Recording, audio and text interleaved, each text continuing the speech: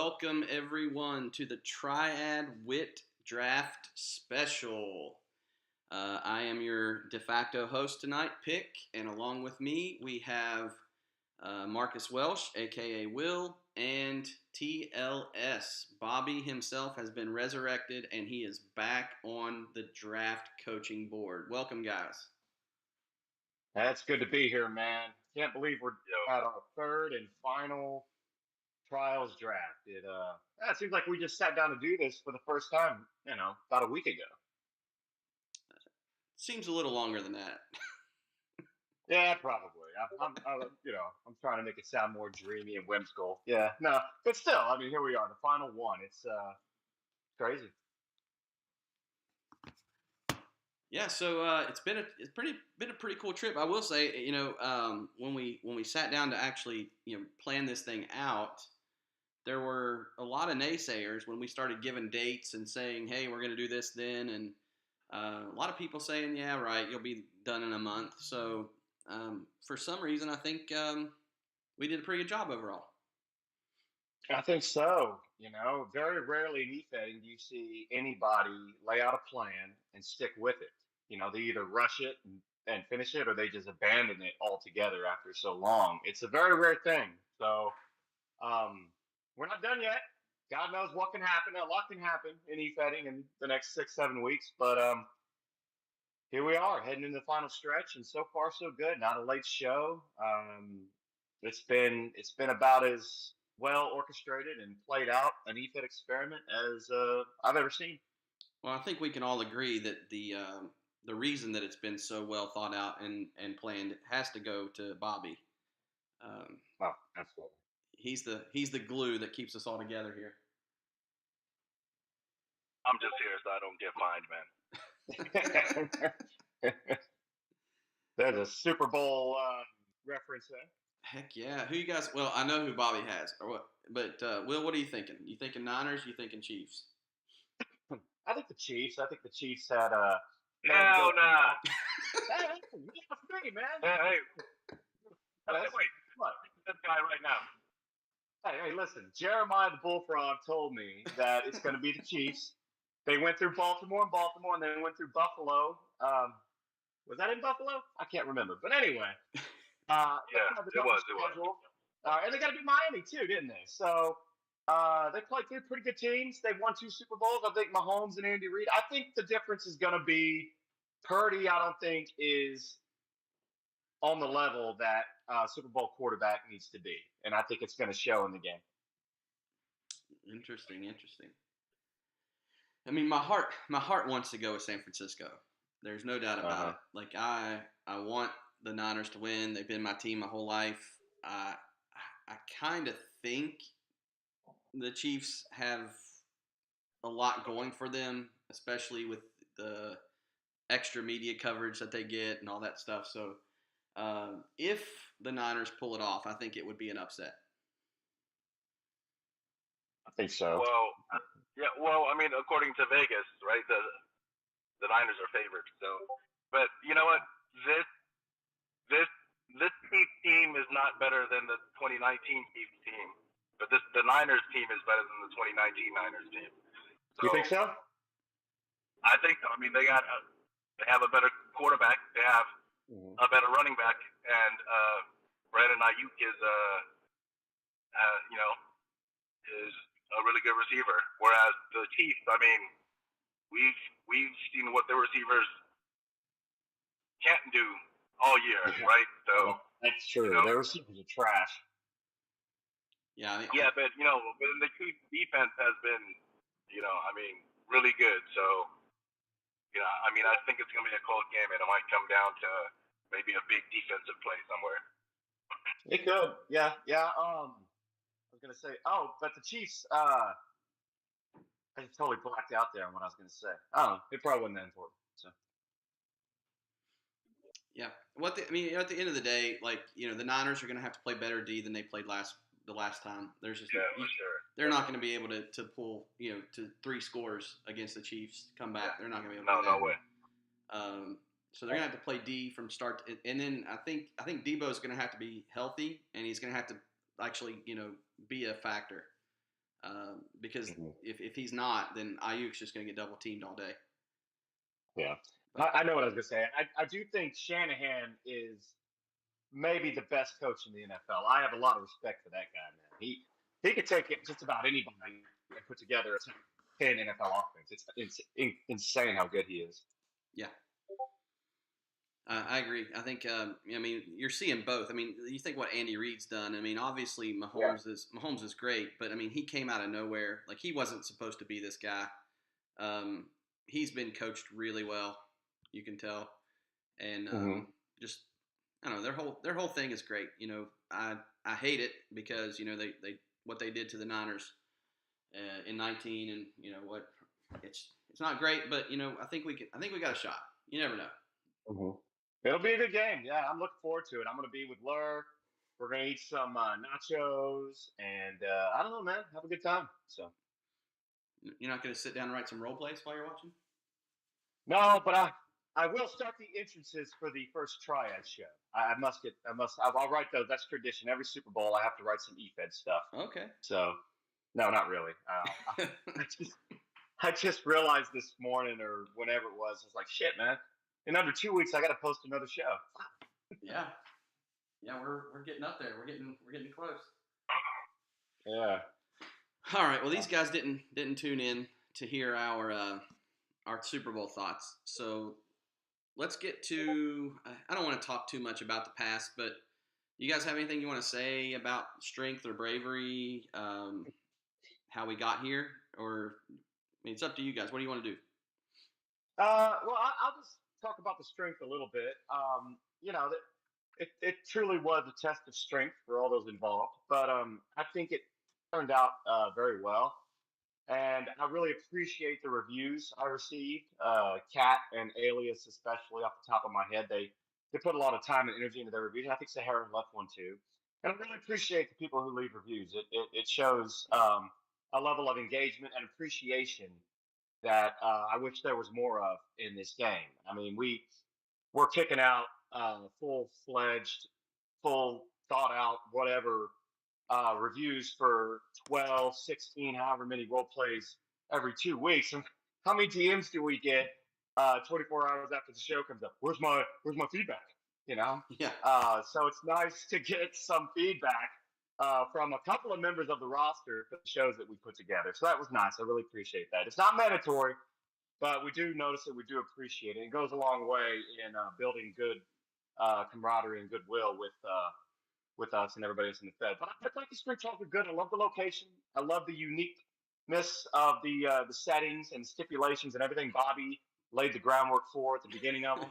I thought the role playing was at an insanely high level, almost too high of a level, if that could even be a case. It was ridiculous.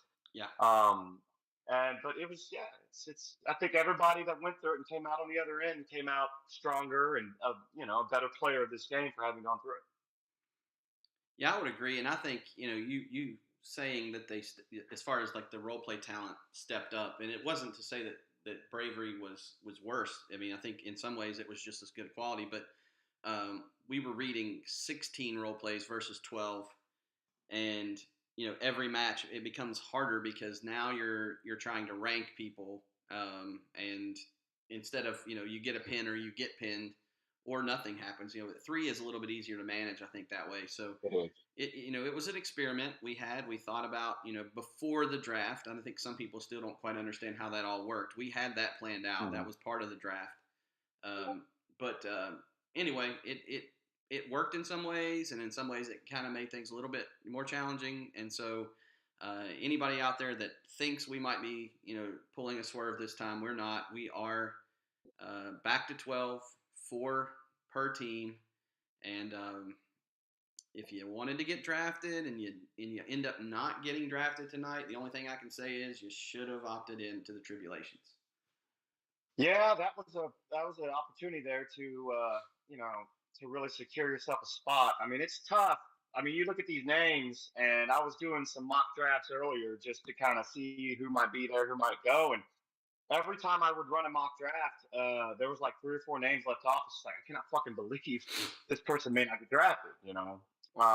It's really difficult. But, Again, as we always say, coming into this draft, especially with people we've worked with before that are bringing in new characters and things like that, this is just like a first impression, a first whatever you want to call it. If you don't get picked, it doesn't mean we don't like your work. It doesn't mean that you're not good enough to be in TRIAD. It's just based off first glance, interactions, everything that goes into the build up towards this.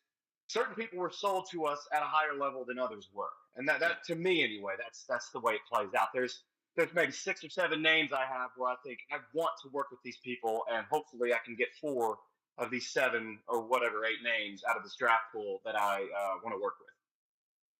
Yeah, I mean, I think you hit there on nail on the head. We had, I think, at one point, 38 different people who opted into, or didn't opt in. I'm sorry, who enlisted into the trials.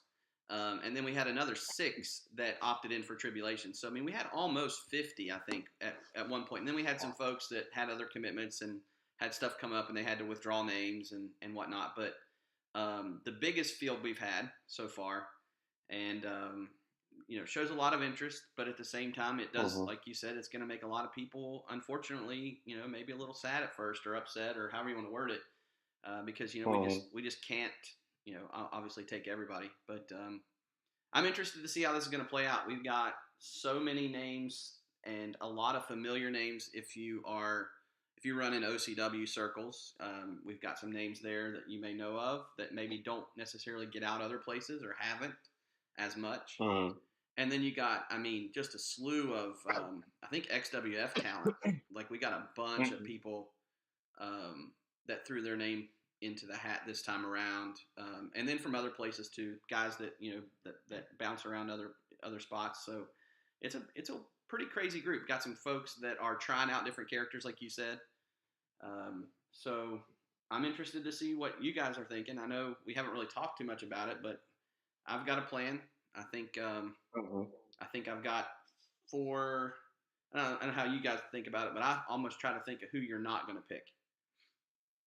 And then, that's a good point. Because I don't want to have to think on the fly. Like, if best case scenario, it's like I don't think he's going to get him, so I'll take him, and you kind of hope that you guys don't spoil it. Bobby, I have a name for you that I think you need to keep an eye on. You got that number 1 pick, and I think this might be a good pick for you because I don't want you to get stuck.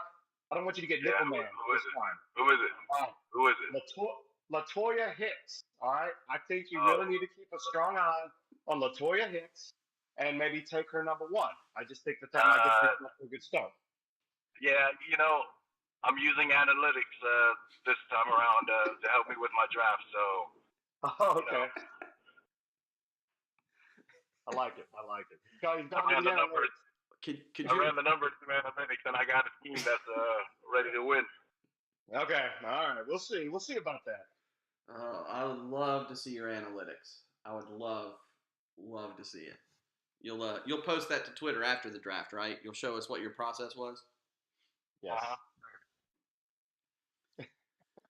All right. Well, before we get into that, I know again I've got 23 people hanging on 24 now on Twitter or on YouTube. Hanging on every word here. So we're going to tease them and make them wait a little bit longer. Sorry, Sean. Sorry, Sean Parker. You should be asleep. But let's talk about the tribulations a little bit, if you guys don't mind. Let's kind of explain a little bit about how that's working this time around versus last time. I guess I'll probably need to be the one that talks about it because it was kind of my idea. You guys have been gracious to go along with it. But we have 6 names. We were originally going to have 12. And the idea was, you opt into this. You don't have to worry about getting drafted. It's just, hey, come play in the Triad world and win yourself a spot into the Illuminatus. And so with these 6 people we have, off the top of my head, I can't remember. Will, do you remember who we have in the tribs? Let's see. I'm going to go off the top of my head here. Brooke Blakely, obviously. Yeah. We've got. Okay, let me go to the forums. That's how good my memory works. Brooke Blakely. Inquisition. Yeah. We got Justin York. We've got Sin. We've got J.C. Keaton. We've got Benjamin Ralph Augustus the Third. Brat. And I think that's it, huh? Yeah. So those are some pretty big names, or maybe they're not big names. But let me say this: they are some big writers. Mm-hmm. I think some of those characters, at least they weren't well known to me, but it is really strong handlers who are trying something different, and maybe not. Maybe you don't know who they are. Let's just say, and I'm not at. It's not my place to spoil it, but the Brat character is somebody who a lot of folks, if you knew another character he handles, you would know him right off the bat. And I've been told that the Inquisitor has made quite a name for himself elsewhere. And I'll just leave it at that. But I've had a lot of Fed heads and other writers, when I've asked about the other character, just nothing but rave reviews. So I'm really excited to see what that character brings to the table. Obviously, J.C. Keaton is a well-known, established character, I believe. Sin's been all over the place. Yes, Sin has been all over the place. And just really done a great job. Good writer, strong writer. I think I remember, they were they were on a big, upward climb in OCW when you were running things still. And yep. I think they're still over there continuing to do good work. You got Justin York, who's he's got a big show of his own coming up. I think he's planning, and he's just an EFED staple. And then of course, Brooke Blakely Hernandez now. Oh yes, that's right. Just a really strong, consistent writer. You know what you're getting there. So you do know what you're getting there. Yeah. So the idea here with the Tribulations, we got 6 writers. What we're gonna do is make it real simple first week, since we didn't get as many as we wanted. And the first week, those 6 are going to all drop a 2K role play. They will mention 2 opponents. I don't care which 2. So they can essentially role play like they have a triple threat match. And we will grade it just like the other role plays that we're grading. They're on a 15-point scale for strength, bravery, and wit, which are readability, CD, and the promo. And so we'll, again, read the results on air like we always do. But that first week, there won't be any eliminations. It's just going to be get used to the style, get used to the feedback. And then every week from there, so there'll be 3 more shows after that. Every week we will eliminate 1 competitor from the competition. So it'll go from 6 to 5 to 4 to 3, and then the final 3 will go to the pay-per-view. And the winner of that match is going to go to the Illuminatus. They're going to get a key. So it's a great opportunity. There's only you got a 1 in 6 chance. You think about draft-wise, you got 12 out of almost 40. And here you got a 1 in 6 chance of just, and that's just even getting drafted. Then you talk about actually going to the Illuminatus. I'm a math guy. I know the odds are a lot better in the Tribs this time.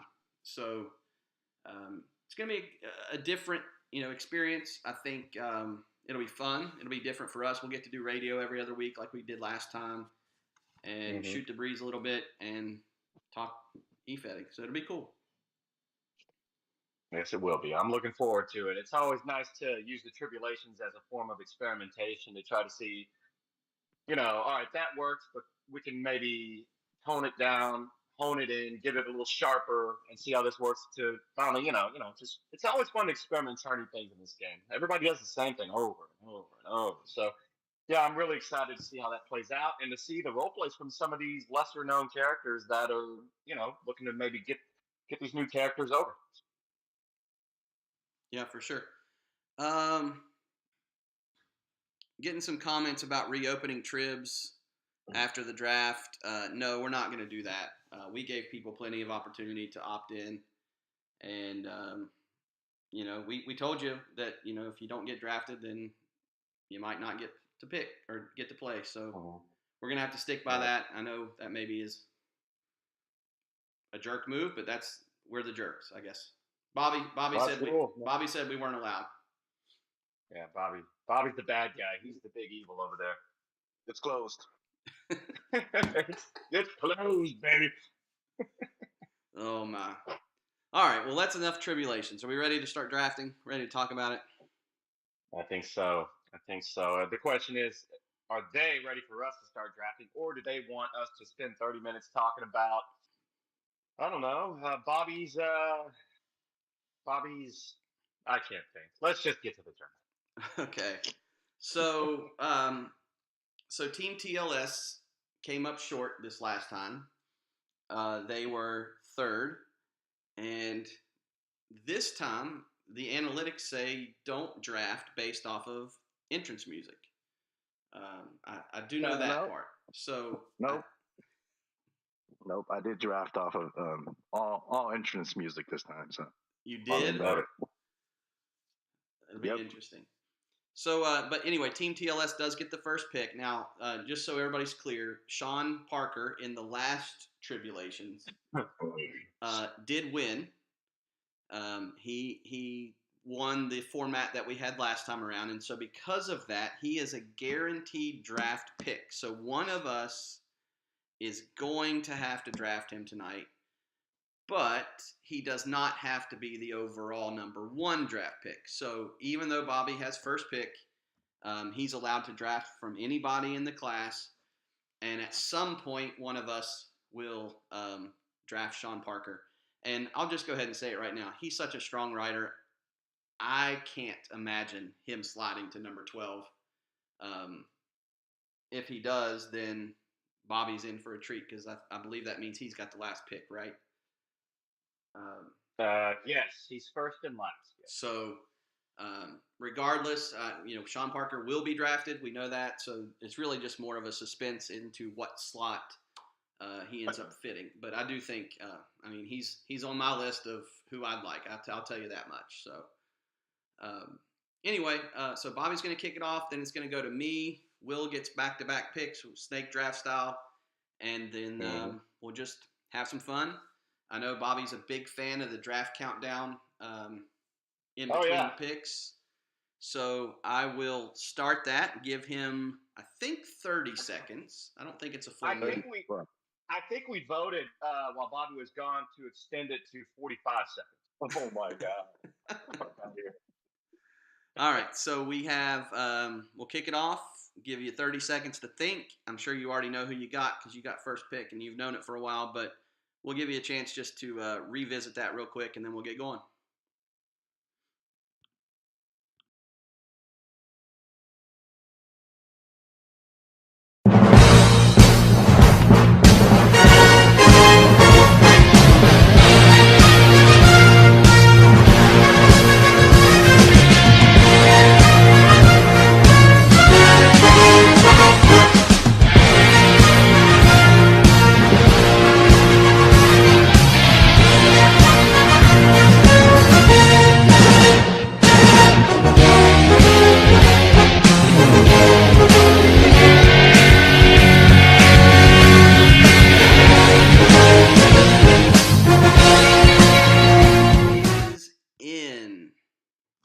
With the first pick of the TRIAD Trials Wit Draft.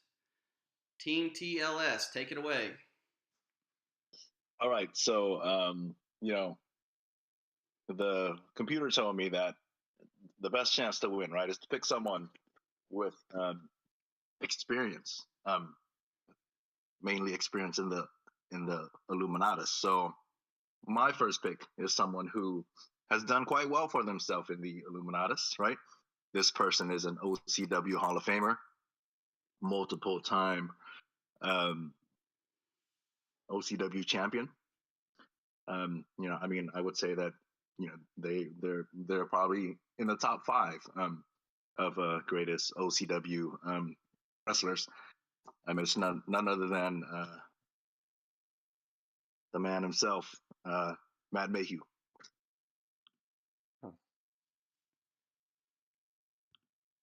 Wow, Matt Mayhew, first pick, coming out swinging.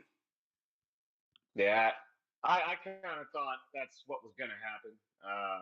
I mean, it's an obvious pick. I mean, he's won it before, and he did very well with Dad Bod. Now here comes his main character. So it's a great pick for Bobby. Yeah, go fuck yourself, man. Well, I think we knew. Anybody that knows Will. Not only does he have a soft spot for losers, but he specifically has a soft spot for Matt Mayhew, who I won't call the king of losers, but I mean, let's face it, right? Now, this is an incredible writer. Like you said, Dad Bod, if nobody knew, Mayhew was Dad Bod, and phenomenal writer. Took a character that probably shouldn't have been able to do much. As far as the actual character, not necessarily the writer, because we know he's a strong writer.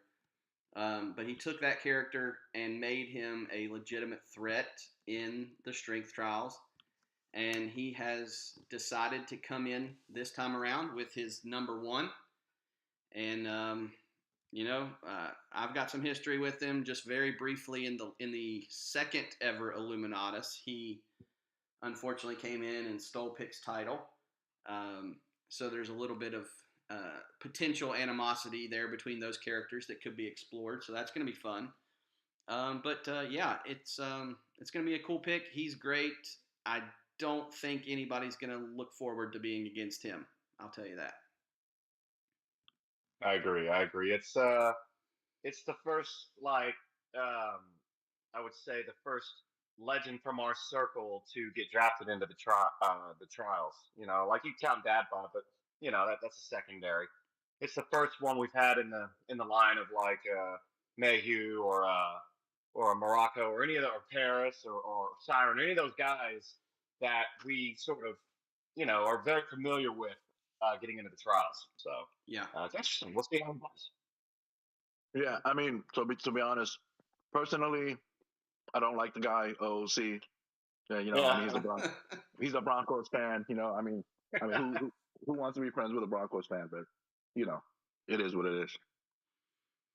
Yeah, he's very abrasive, OC. I think he's gonna make a lot of enemies this go around. Yeah. We might have to kick him from the Discord because he gets a little mouthy at times. So yeah. Well, the one thing I think everybody can agree on is his trivia team sucks. Oh yeah, for sure. Yeah, he's the worst at trivia. Purple Babes all the way. Yeah, I mean, he only knows stuff about that stupid what is it, Animal Farm or something? Animal Crossing. Yes. Yeah. Yeah, he's a big Animal Crossing guy, and I think he knows a lot about Pokemon too. Not that I'm saying anything bad about Pokemon. I know we got some fans out there, but trivia likes to ask questions. They love those Pokemon questions. He once lost the OCW title because he was too busy trying to find one of those little Pokemons on the locator. I don't know, whatever that shit was. Years back. Got to catch them all, man. He's got to get his straight. He's in the trials now. This is no more kid stuff, all right? Leave the Pokemon alone. Let's focus on role playing and getting very angry when the results get posted. Heck yeah. Punch a wall. Yeah, punch a wall. All right, so there he is. Matt Lime Time Mayhew. Great first pick. That's going to be tough to beat. I'm going to be honest. But I'm going to give it a shot. Give me 30 seconds, and I'm going to come back and hopefully have somebody here for you that you might not expect. I don't know. We'll see.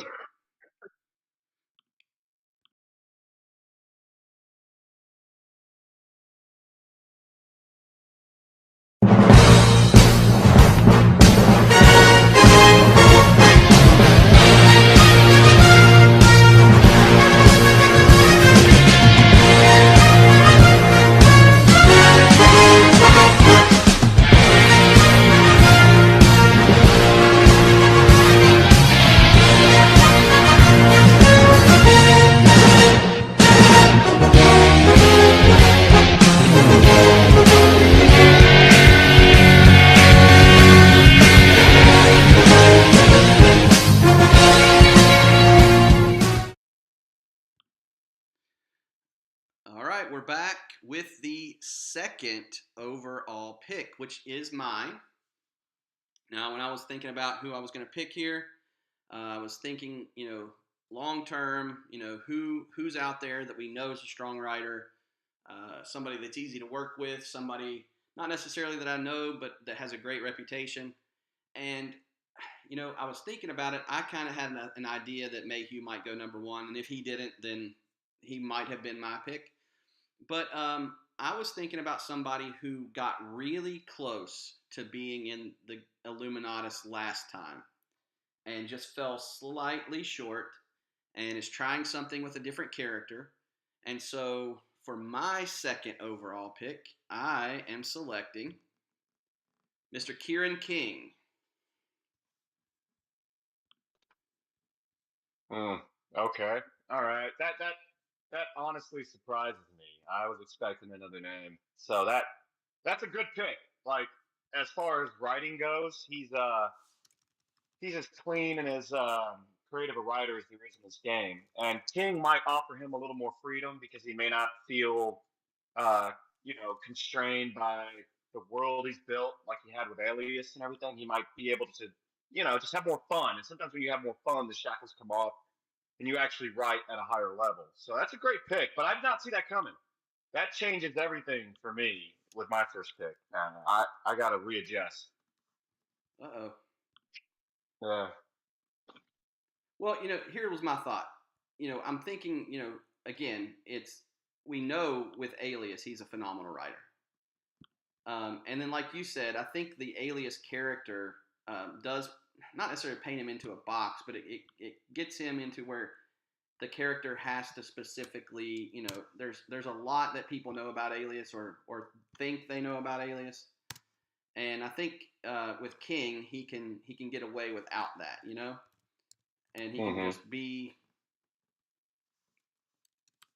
Kieran King and just have some fun. And so that was my thought there. I think he's going to work out really well. I think it's going to be one of those things where, not that he's the same kind of character as Dad Bod, but I think everyone kind of questioned my Dad Bod pick last time, and it worked out pretty well for me. So I think it's going to be one of those picks where he's going to get a lot of wins, and he's gonna upset, if you want to say, a lot of people. And I didn't think he would be there very long, so that was my thought.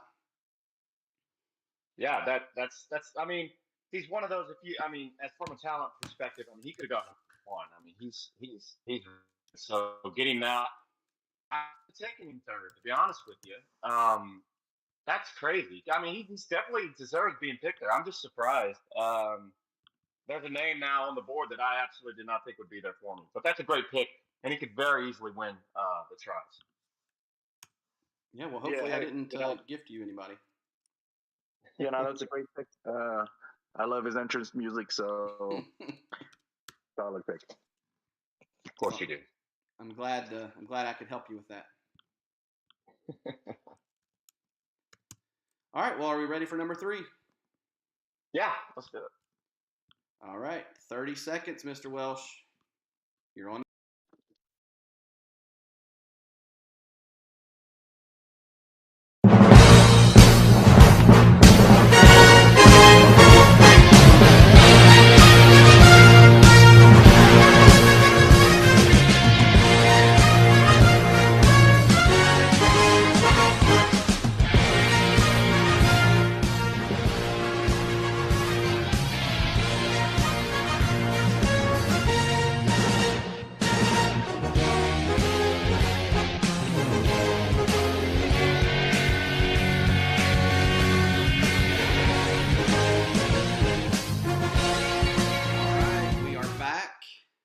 Pick is in. We are looking at the 3rd overall pick. So, Marcus Welsh, take it away. Alrighty. Like I said, I didn't expect King to go second. I didn't have King at the top of my board. I had someone else. But since the name that I assumed would be gone at 2 is still there, I'm going to have to take him. And if this is it, this is the final run, well, do it with 20 years. Give me the man himself. Give me Plethora the Perilous. Oh, Oh, plethora. Yeah. Wow. Big guns. For those that maybe Literally. don't know plethora, this is the Big Bifford, right? Yeah, Big Bifford. Wait, is it? Wait, is it? Like, has that been confirmed that that's the Big Biffer? Oh, well, yes and no. I think so. I don't know. Maybe. Yeah, it has. In role plays, he's talked about putting the thing on. Yeah. Oh, okay. Oh, that's right. Yeah, that's right. Yeah. Okay, for Okay. sure. At least in maybe not on a show, but definitely in the canon of the character we know. Mm-hmm. Yeah, he's just he's just such a great writer, and he's so creative. And one thing I really want to do in these trials is I want to have fun. And man, I've had so much fun with this guy throughout the years, and he's just such a funny guy, such a talented writer, and yeah, I'm really excited he fell to me because I thought when I saw the entrance, immediately I was like, all right, well, Bobby's taking Mayhew, and Pick's going to take Bifford. So I got to figure out who's going to be third. And I had a name there that I had to move out to take this guy. So we'll see what happens with that name. Maybe I'll get lucky. I could take him next, but now I'm thinking about taking somebody else next for the team dynamics. But man, I'm so glad I get to work with him again because I don't know. You talk about friends and stuff, and Ethan. This guy's about as best a friend as he's ever had. Ethan. He's a good friend. Yeah, he is. Biffert's awesome. Yeah, and he's so unique. OOC, if he comes around in the Discord, you're going to want to be there when he does. Oh yeah, he's got a story for everything. He has lived a life. Let's just say he's seen and done it all. And it's crazy.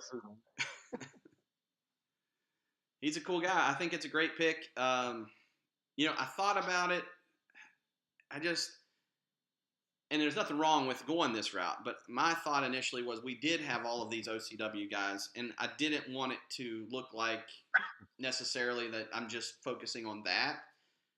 So I kind of used strategy there a little bit because I thought maybe you guys weren't focused on the other folks. I was kind of hoping maybe you would go the route of the Mayhew plethora and leave some of these other folks that are super good just out there. So maybe I did that on purpose. You never know.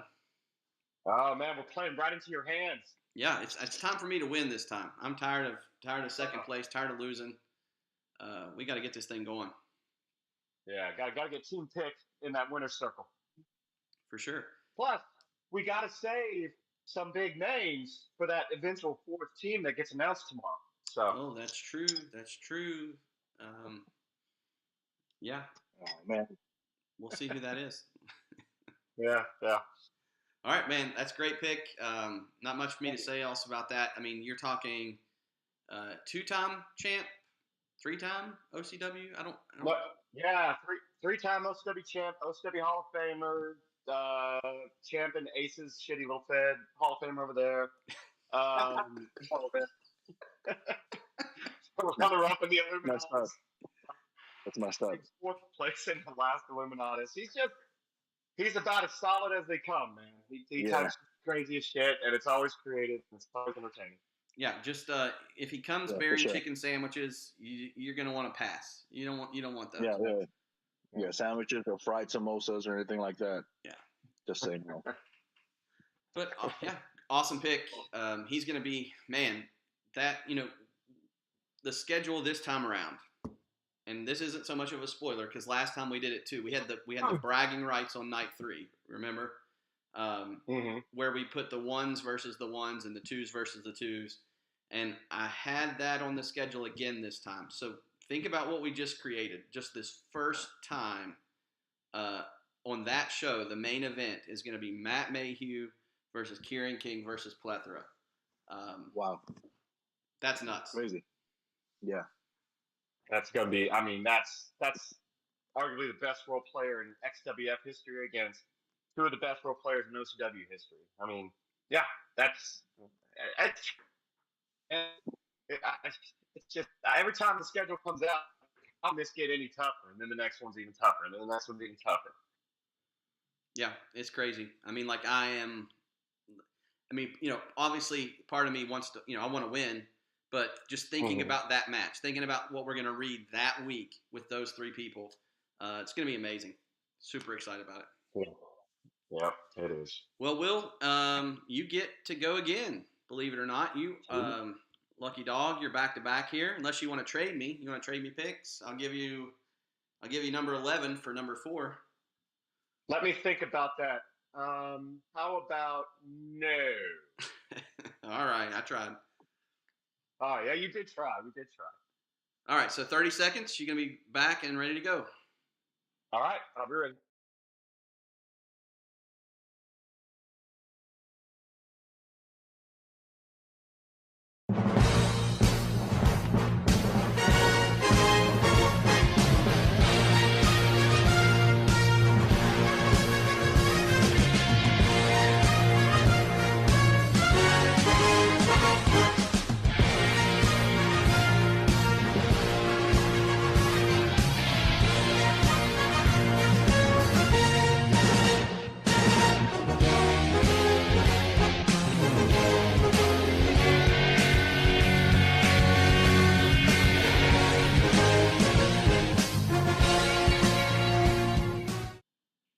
The pick is in. We are back, and we are ready for the first pick of the second round, which is the 4th overall pick.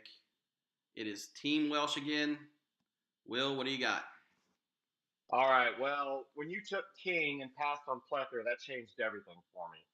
I don't know if I'd have taken this person here. I certainly should take another person. The person I was going to take third here, but I'm not going to. I've changed my mind because I think the dynamic between these two will work really well. And again, he's one of my boys. I've known him for 20 years. He's one of my. I've actually hung out with this guy. And with my 4th pick, I'm going to take Plethora's arch nemesis, the guy that Plethora tries to stop at every turn from being successful. I'm going to take High Octane Hall of Famer, OCW Hall of Famer, pro wrestling legend, Mario Morocco. Wow. Dang. Wow.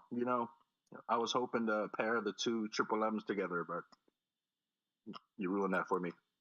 Yeah, well, you took Mayhew, okay? I'm still not over that. So, we can grieve later. But yeah, I mean,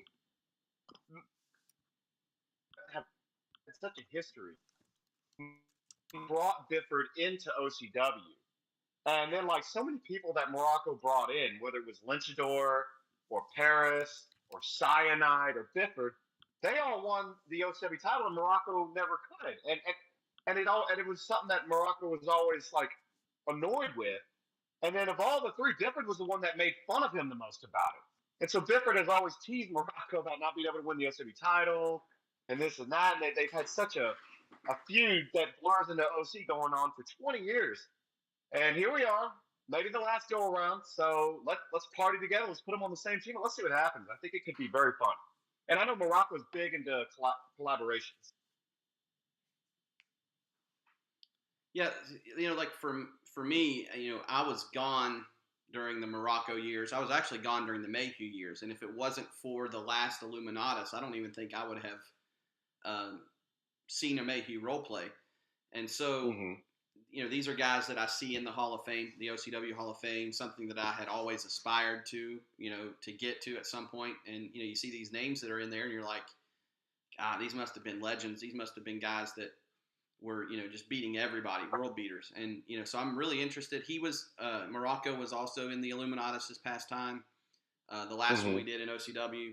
But I haven't really, it was his son, right? He did a different. Yeah, his son. Yeah, it was the same handler, but a different character. So I really haven't had a chance to work with him specifically. And I'm kind of excited for that. I was, maybe low-key hoping he would slide to me, but I think that's a smart pick. And and I love because I didn't know the history with him and Bifford either. I think that's a great, cool dynamic to explore. Yeah, that is. So yeah, I'm excited for that one. Yeah, I kind of wanted to try to take him in the third round or fourth. I had those back-to-back picks, but I wasn't sure he'd make it to me because I was pretty sure Body would probably snag him. Yeah, I would have took him in the next go around for sure. Yeah, and I really want to work with him again, and so I went ahead and jumped. And I'm not saying he doesn't belong here; he does. But I could have got, some of these names off the board. I could have maybe. It was like with Sahara, where I knew Sahara was a first or second round talent, but I knew I could get her fourth. With Morocco, I thought maybe I could get him third, but I don't know. So I went ahead and jumped and got him. Yeah. And it might cost me another name, but that's okay. I like the two I've got, and I'm going to have a lot of fun with them. So. Well, it helps. It helps that backstory. Where those characters have connected in the past, and that one of the things I don't think we've seen a lot of when we talked about Triad in general. We talked about the possibility that teammates could be adversaries, and what it looks like, and I think we could have explored that more during Strength had we had Parker and Knox the whole time, because they kind of came in as wanting to fight each other, but we're on the same team. But that dynamic hasn't really been fleshed out, where you kind of have to work together with your arch enemy, so to speak, because you ultimately both want to get somewhere. So yeah, I think that's going to be a cool dynamic. You're familiar with both of those guys, so I trust that they're both. I mean, I know Bifford's great, and I know Morocco wouldn't be in a Hall of Fame if he wasn't excellent too. So it's kind of a little nerve-wracking. The only thing I know for sure, though, is you didn't take who I wanted, and that makes me happy. Ah, shit. I sacrificed success for friendship. That's okay. I'm going to go down with my boys, man. We'll go down together. All right. Well, I'm going to take 30 seconds and revel in this one because I get the person I wanted in round number 2. Uh-oh. A bust.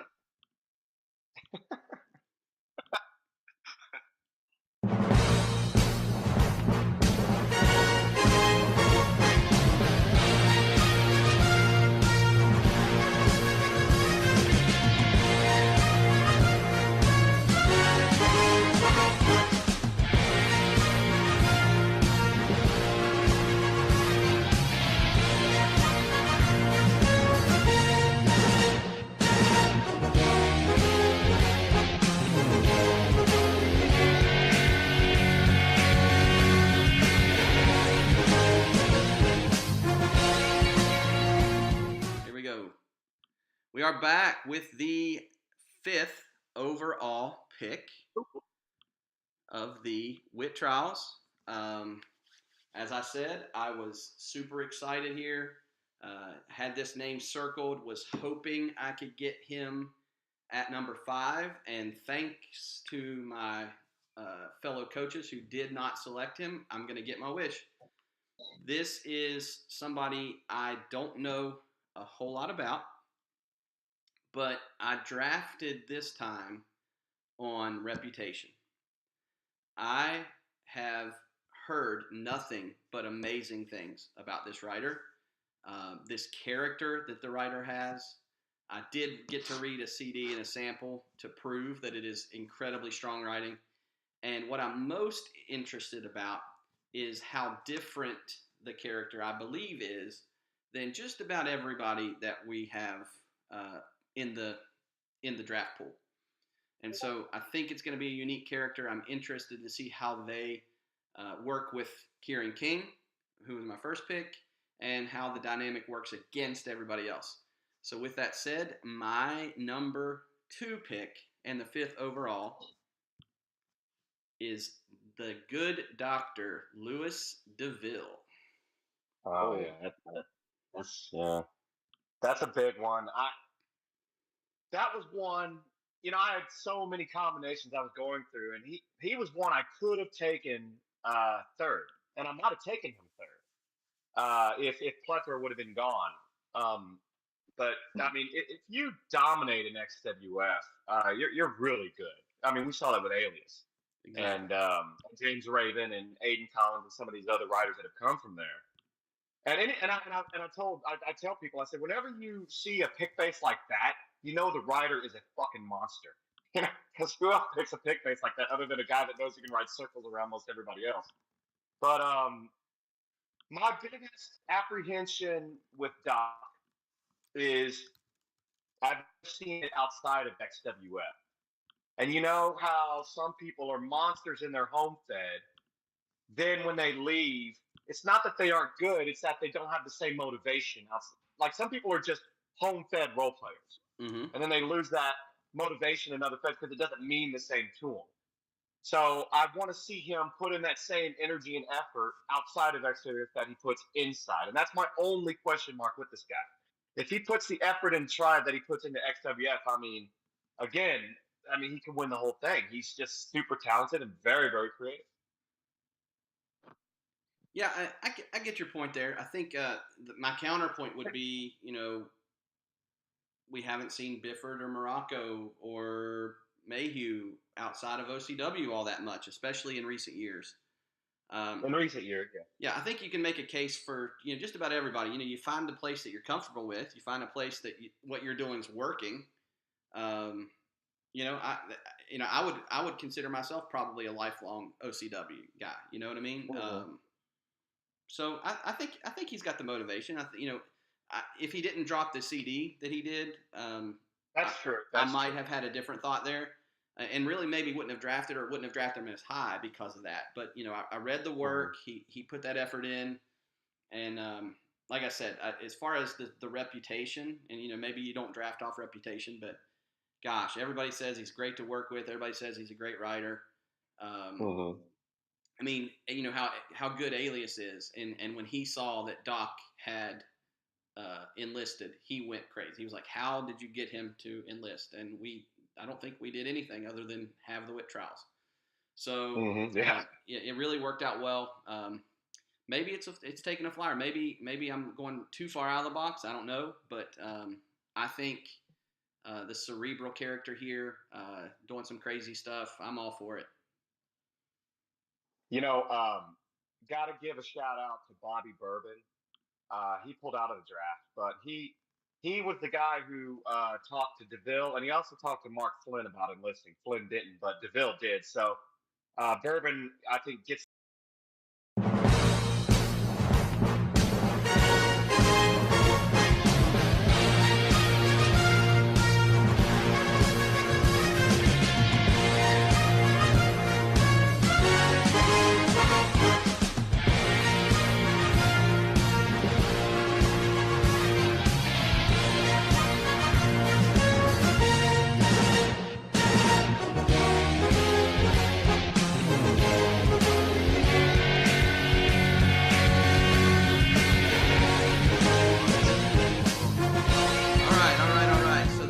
Pick is in. We are ready for the 6th overall pick, last pick of the second round, second member of Team TLS.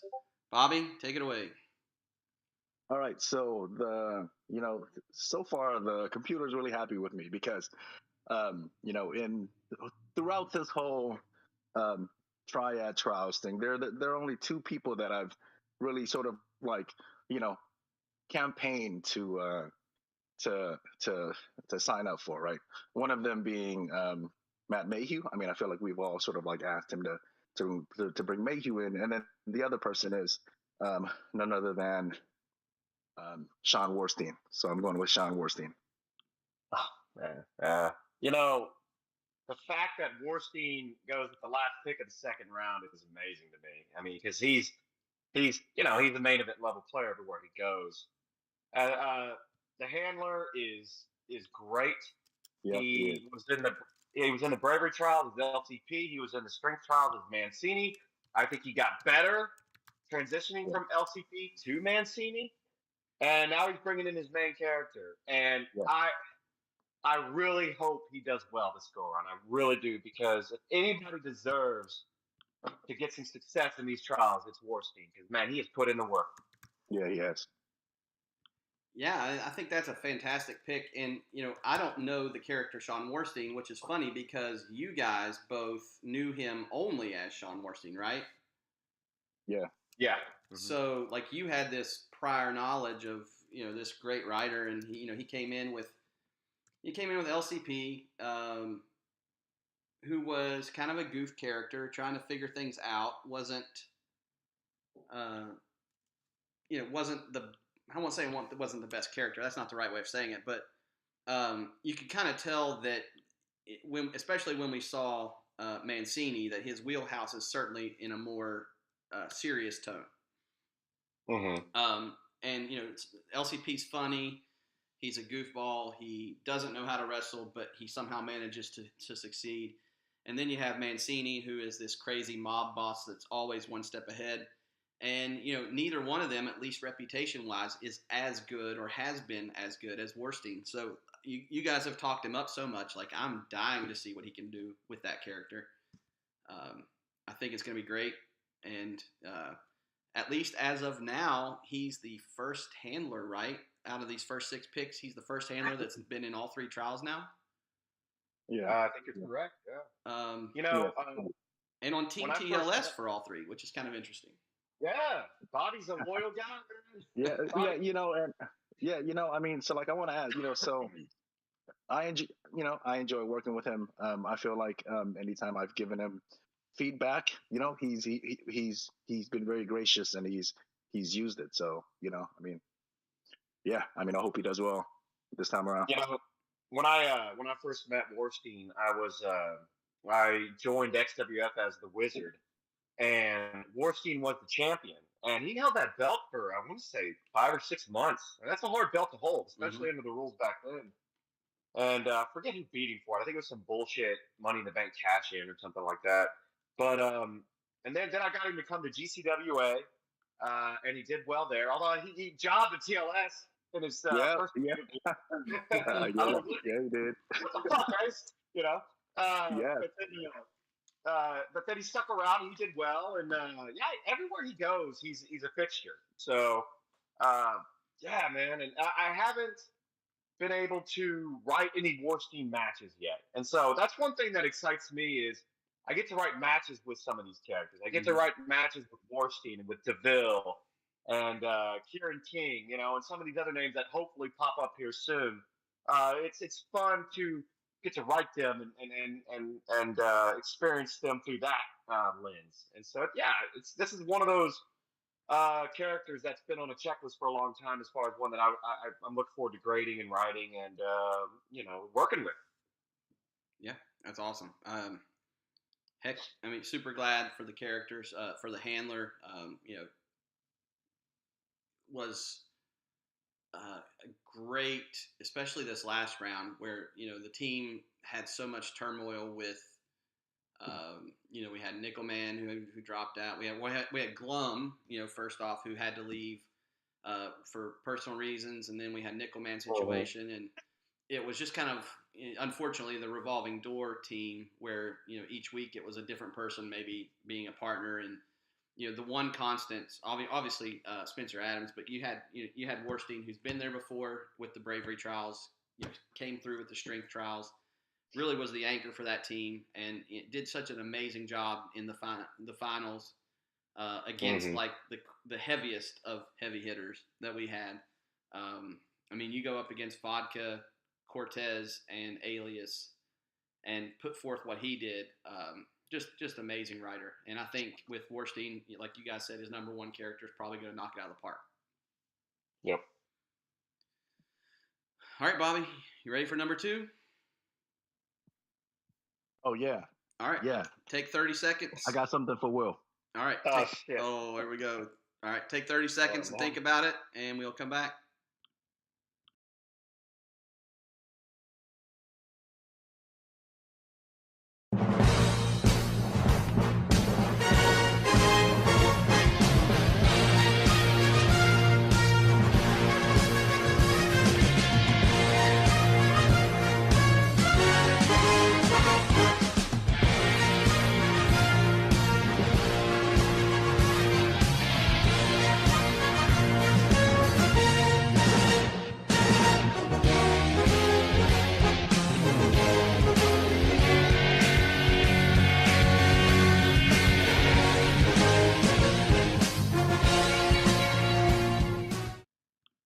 right, the pick is in. We are back, and Team TLS is again ready for round 3, pick number 7, his 3rd pick overall. You said you got something for Will. Let's hear it. All right, so so the computer ran the numbers, right? Fuck the computer. and then and then I typed in, what can I do to screw Will over, right? Oh, and yeah, then and then the computer shot back. He said, yeah, fuck Will, draft this guy. And so I was like, like, okay, this person's a very talented handler. I mean, I was he was a part of OCW during that last good run we had in the summer of, was it 2022? Yeah, this is Will's. I mean, Will probably won't admit it, but Will is secretly in love with this guy. So it brings me great pleasure, right, to draft Cypher. God, really, Mr. Alcatraz? You took Mr. Alcatraz? Hey, you know what? Screw you, man. Oh, man. I thought just on principle alone, you guys would avoid this guy. And I would get him late. Yeah. Too bad. You really are using a computer, aren't you? Yep. Oh, man. Yep. Dude. Yeah, I wanted Cypher so bad, man. This is the guy that I would have probably taken 3rd had Bifford gone 2nd. But then everything just changed for me. And then I started thinking, well, Bobby picking Cypher, and neither is pick. And then all of a sudden, Bobby, well, I talked to the computer, and the computer said, there goes Cypher. That's a good pick, though, man. I mean, this guy, it is a solid pick. He reminds me of Mac O'Connor with the way he writes. It's fast, it's fluid, it's entertaining, it's interesting. He's just he gets a lot into a little. He's just a very efficient writer, very creative, and it's a great pick. Yeah, well, look at your team right now, man. Yeah, well, I mean, like, I'm surprised that you let him slip all the way here, man. So I thought you. It's your fault. I thought he was like Sahara to you. I thought it was like, I'm gonna blah blah blah. You got me thinking you were never gonna draft him, man. I was trying to play mind games. Unfortunately, I can't play mind games with a fucking computer. So yep, too bad. Well, here's what I'll say about Cypher. So when I first came back to OCW, come back to the game from a 10, 12, 13-year break, however long it was. This is one of those guys that I read what he wrote and I thought, God, I can't compete with this. It's fresh, it's different. There were times that I was a little confused because of how his writing will sometimes go into what his brain, like what he's thinking, and not so much about what's actually physically happening. And so when I would read his stuff, sometimes I think there was one where he was breaking into a building and trying to steal something, but it turned out it was all just in his mind and he was hacking at a computer or something like that. That was maybe it's too cerebral for me. Maybe I'm not smart enough to catch on, but I mean, like, incredible writer. I think he probably was on his way to an OCW title run, or at least at least an opportunity. He was that good, and then he had to drop out for real life, which happens, and kind of left a door open for me to step into at that point, which I was thankful for. But we never really got to do anything together. We had a match when I first came back. It was real rusty, and he just obliterated me. And then later on we did the margarita mix that me and Bobby just we went through, and I don't want to say it was unfair, but we have so much history together, and those other teams were just kind of thrown together. But we kind of took care of business there. So we're kind of 1-1 against each other. And he called Pick out. Obviously, he's on TRIAD no less, and he wants a match really bad. And so I was kind of hoping, just for the sake of the story, that maybe he would slide to me, and then we would be able to really do some cool stuff where, not to say that Pick is actually going to accept, but you would have that continuous adversarial dynamic between the two, where he's Pick has this character who wants to fight him more than anything, but they still have to figure out how to win the trials. But him being in the trials, him being selected, which I kind of figured he would be somewhere, still gives us a chance to play around with that. So I'm real excited for it, to see what he comes up with writing. His style is great. One of the true heels, I think, that are out there. So really great pick. I'm kind of surprised it was Bobby that picked him, honestly, just like you said. I'm surprised, but really, really good pick. I thought Bobby was going to go with Glom again. Bobby.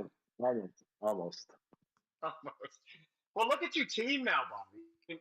Look, compared to last go around. This time you've got Mayhew, you've got Warstein, and you've got Cypher. Like, dude, hey, man, that's a pretty loaded team. Analytics, man. You know what? the computer never lies. In the last two. Well, hey, better late than never, Well, here's what I'll say. I got this next pick coming in, and once again, this is the first draft this has happened.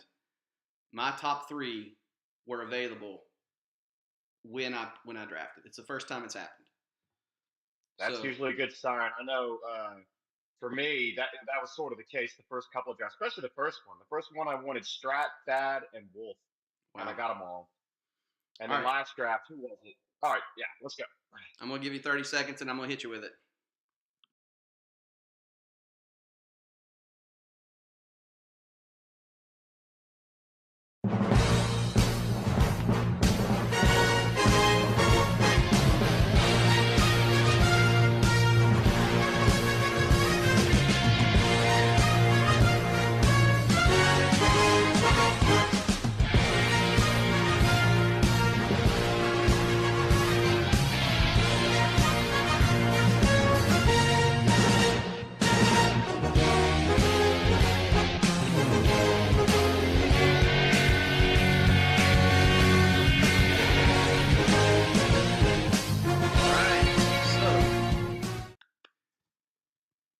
Next pick, number 8 of the draft, 3rd round.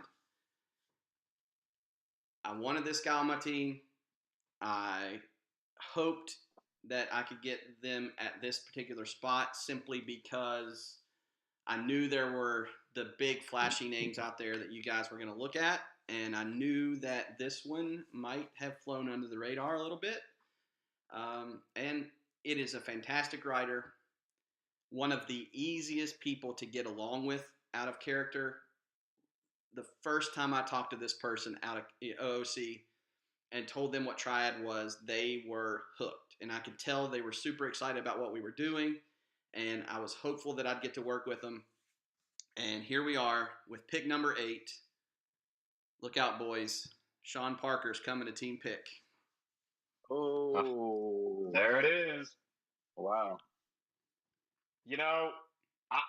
You said something just now that really resonated with me. And I think when you're guaranteed a spot like Parker was, it almost hurt your draft stock a little bit because everybody's like, well, he's going to be there, And I don't know why, but it just did with me. I was like, oh, Parker, he's going to be in there somewhere. I might get him, but let me get these other names first, right? And nothing to do with that. It's just the idea that he's already locked in. But yeah, I have never seen somebody adjust as much as he adjusted from his first Triad role play to his pay-per-view role plays. He went from an average Triad role player to, holy shit, this guy could win the trials. He took direction as good, if not better, than anybody I've ever seen in ETH in. Yeah. And he really likes the concept. He's really dialed in. And I think if he can stay locked in and ready to go, he's going to be tough, man. He's good. He's really, really good. Yeah, you kind of touched on it there. If you think back to when he I say auditioned, but when he enlisted in the strength trials, the role play he submitted was not good enough. And he even said he knew that it wasn't so great. And then he began. I think he collaborated with you on a CD, and really started his rise in terms of, in my eyes, seeing the ability level that this guy's got. And then he went off and had this huge run in like a tournament. I think he got to the finals of this big tournament. I don't remember exactly. It might even been the Denzel Porter thing. Just made an incredible run in that. Came back for the Tribulations, dominated Tribulations, and then when we needed somebody to step in to an unwinnable situation, he was the first guy to say, "Yeah, I'll do it." And he pulled double duty at the pay-per-view for the strength trials. It's a workhorse. Stays up way too late to hear me talk, and just a really good, solid dude. And he would have gotten. I would have picked him no matter what. This wasn't you got to pick him sometime. No, this guy's going places. Might be the steal of the draft, honestly. I think he might be. Like, what's the lowest somebody's been drafted that won Triad? What was it? Cortez was 3 and Vodka was 2. Yeah. So I guess it's not a stretch to say he might be the lowest draft pick to win the trials. Anybody outside the first round would be, but no, this is a guy that could seriously win it. And like you said, when I worked with him on that CD, after I'd read his sample, I remember coming to you guys saying, "This guy's a lot better than I thought he was." His CD does not do him justice. Yep. But now he's got his chance with a clean slate, not behind the 8 ball, not stuck on a team that's drowning.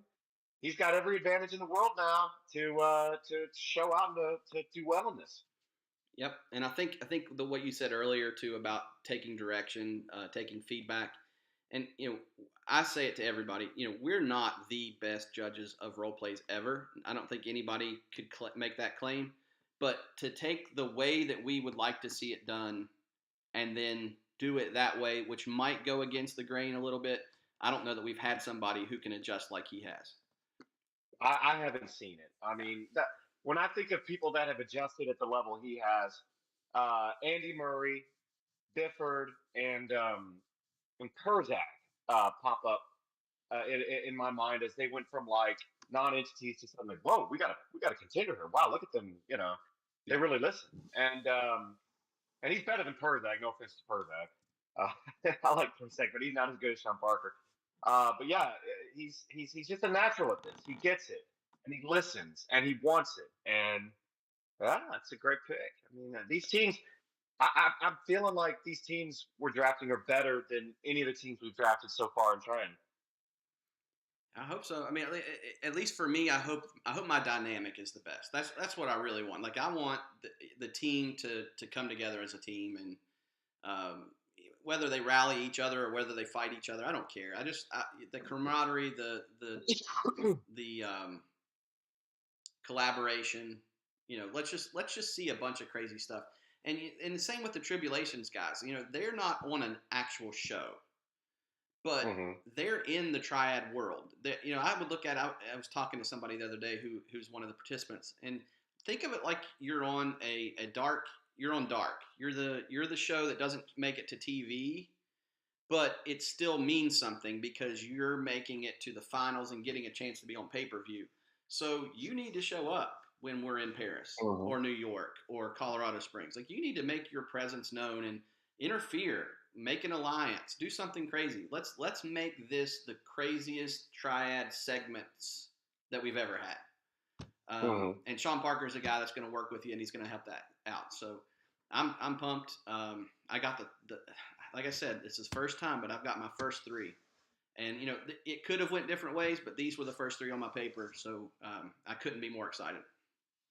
Well, and real quick before we get to my pick, one thing that at least 2 of your 3 have that is very important is they have experience in Triad.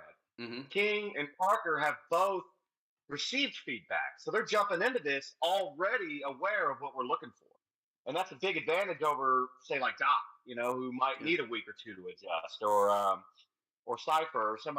Although I think Cypher, Mayhew, Bifford, I think all these guys, Doc's the odd man out because he's the only one that's never role played under any of us, but he's very good. Yeah, they've got experience, and that was big for me with Cortez in the last go around. Yeah, for sure. I know that he's going to walk in there knowing exactly what we want, and if he doesn't, then we'll tell him, and then he'll figure it out. Yep. Easy enough. All right, 30 seconds, Will. You ready? Yeah, there's a name out there that I am shocked is still there, and I'm gonna have to take it. Let's get to it. 30 seconds.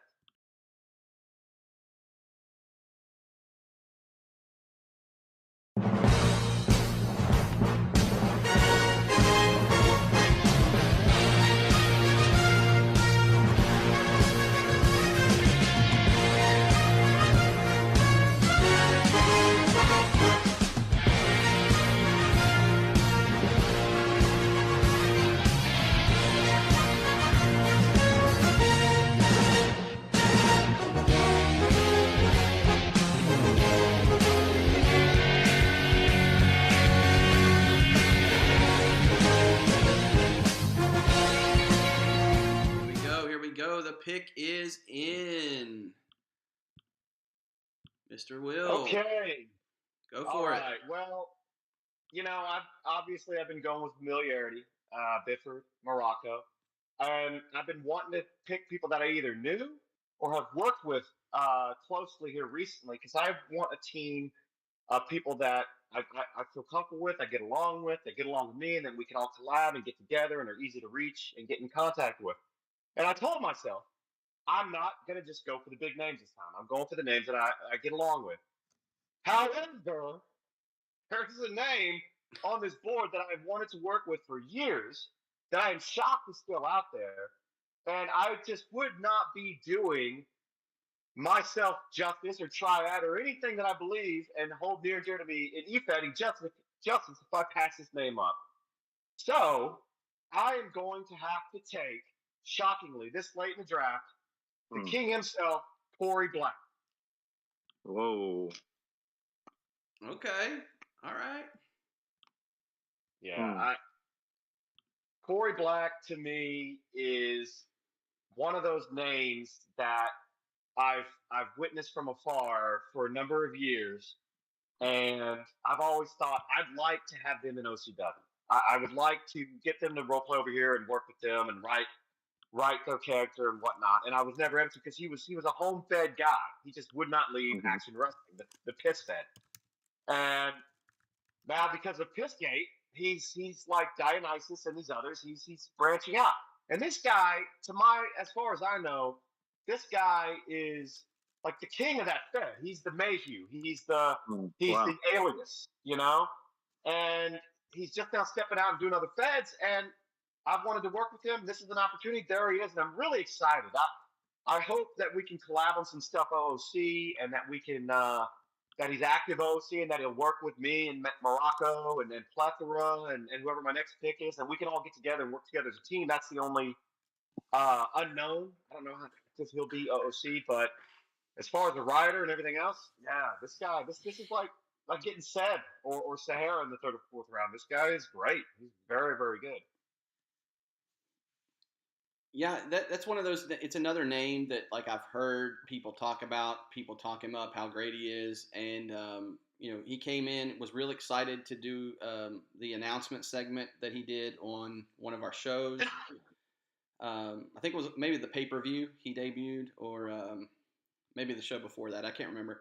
But the only thing, and this is not a negative, but the only thing that kept me from really honing in on him was when he did that announcement. It was to debut the group, right? That he was he has with is it Spencer Adams and Seb, right? I think the three of them went together.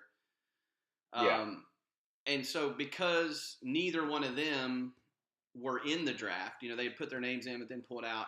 I wasn't so sure if he was still wanting to do it.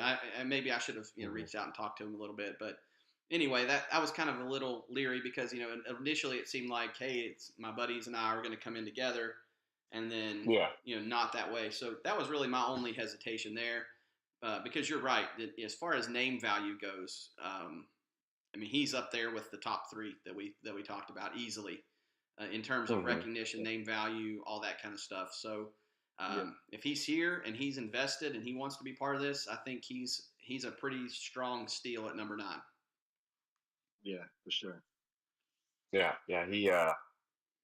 I'm excited to work with him. I've talked with him a little OC. He's always been very, very nice. Just one of those exceedingly nice guys.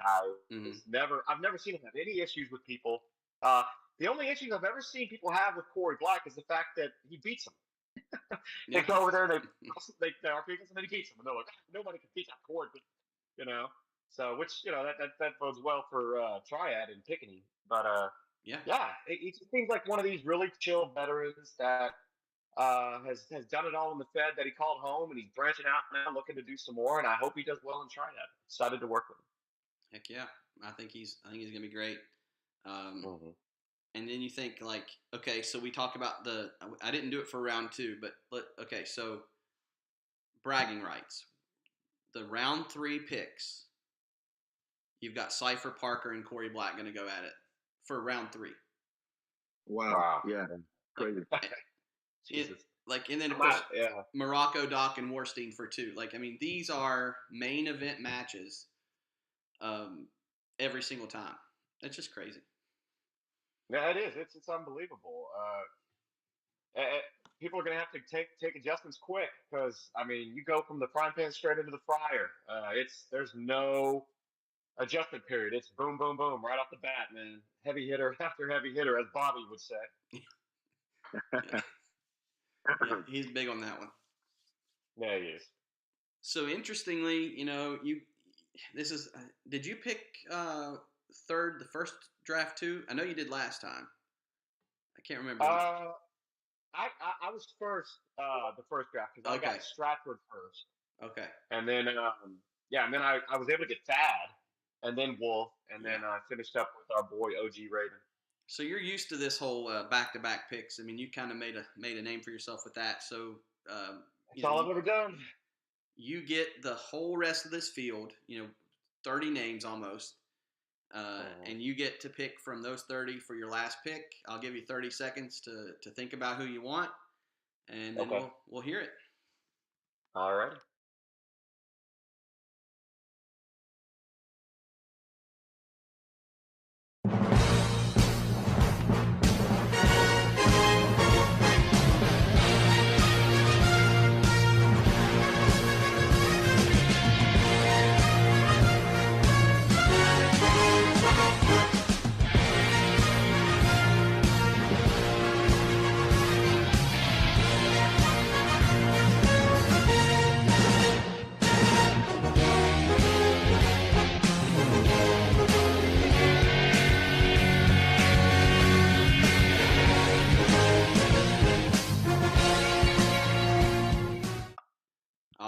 We are back. Mr. Welsh, round 4, pick number 10. Take it away. All right. Well, my goal this go around was to draft relaxed OOC individuals that are here to have fun, chill, collab a little bit, and who knows, maybe screw around and win the trials. And I've been vetting people, talking to people, interacting with people. And make no mistake about it, past history and run-ins I've had with people, that played a factor into how I drafted for these trials. Previously, I would just draft on talent. This time, I didn't want no drama or no issues or nothing like that. I want relaxed people because I just want to kick back, relax, and have fun. So this is one person that caught my attention early. I've talked with them a lot. I've interacted with them a lot. I've done some work with them. I have no idea how they're going to do in the trials, but I'm excited to see, and I think that they will take direction. I think that they have a chance to surprise, and I want to give them a shot to do this. So with my final pick of the draft, I'm going to take the Art Untitled. Ooh. Untitled? Yes, Untitled. Wow, very interesting. Wow, very interesting. That is definitely a surprise, and I'm not going to say that I don't know talent-wise. I don't know a lot about this one to know outside of what I saw on the CD board. But super cool person to hang out with. OOC. When you talk about in the Discord, always taking part, always participating in conversation. Super easy to get along with, chill. Really like the person, and have gotten to know them a little bit the last couple weeks. So I like the pick. I think it's interesting. I don't know that I would have went that way, but Mm-hmm. that's good for me because that means the person I wanted is still there. So I guess it works out. Hey, you know what? Untitled's going to make you eat those words. Um, you know, one thing that I've always, I always thought with Triad, like if you were to ever do it again at some point in the future, and I'm not saying that's even a possibility, but one idea I had would be to just take brand new characters, or characters that have never won a title, and give these new characters a chance to shine on the platform. And this is kind of what excites me about Untitled is that nobody really knows anything about this character. They're just getting started, and the handler is very creative and has been in e-betting since the '90s, and is very eager and very sweet. Just a very sweet person. And this is an opportunity like with America, and more so like with Dad Bod, for this new character to come in, get over, and maybe launch themselves once this is over into another Fed where they suddenly are a marquee name. It's exciting to maybe see this character develop, evolve, and become a name in the game, whereas previously they were not. Yeah. Yeah, I agree with that. I think that's the platform we get to have, and Bobby last time tried that with Glum. Picking somebody that maybe wasn't super established in another place that's got a really unique character, a really unique POV as it comes to role playing. Because at the end of the day, what I don't want to do is read 12 of the exact same role plays. Each of us knows what we like and what we don't like, and sometimes when we give feedback, it can seem kind of contradictory because I might tell somebody the shoot was too long and it was 400 words, and I might tell somebody it needed to be longer and it was 400 words. It's not a science. We can't break it down when we talk about grading role plays. We can't break it down to it's got to be this, and this. Like, I want you to be as creative as you can, and based off of the world you create, then we can talk about, well, in that world, you needed to do a little bit more of this and a little bit less of this. And so I think characters like this, I think you're exactly right. It's going to be so interesting to see a character that I know absolutely nothing about. And I think we're not supposed to. When your character's name is untitled, there's some mystery there. We don't know what we're getting. So it's going to be unique. Looking forward to finding out what they have, and if it's a feeler pick, if it's just see what happens here. I think they're going to take direction. I think they're going to do really well. I just don't know. It's one of those unknowns when you do take somebody that you've never worked with. Yeah, it is, and it's exciting though, and the thing that really put me over with them, is that I just feel in talking to them that regardless of what happens or how these pilots go, that they're just gonna have fun with it, and they're gonna go with the flow, and it's not gonna be one of those extremely stressful conversations or midnight rants that they hit you with in the Discord, like Jesus Christ, calm the fuck down, So it's just gonna be a nice, fun time with all four of the people I pick. I'm pretty sure. So I get it. That's awesome. All right, well, then this is a real first, because now my fourth person is here. I'm 4 for 4. I managed to write 4 names down that none of you picked. So good for me, excited for me. Give me 30 seconds. I'm going to tell you who I got.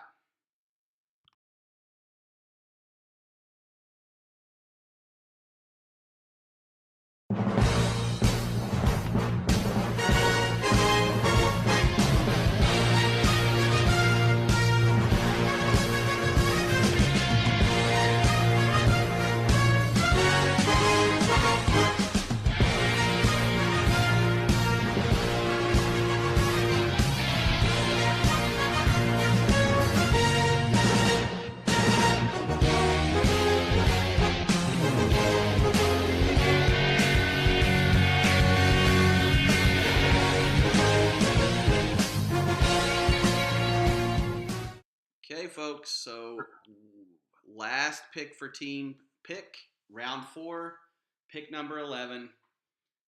In a lot of ways, Will, I think my pick here echoes what you were thinking in terms of looking for somebody you're going to work really well with, somebody who is not necessarily going to take themselves, super seriously.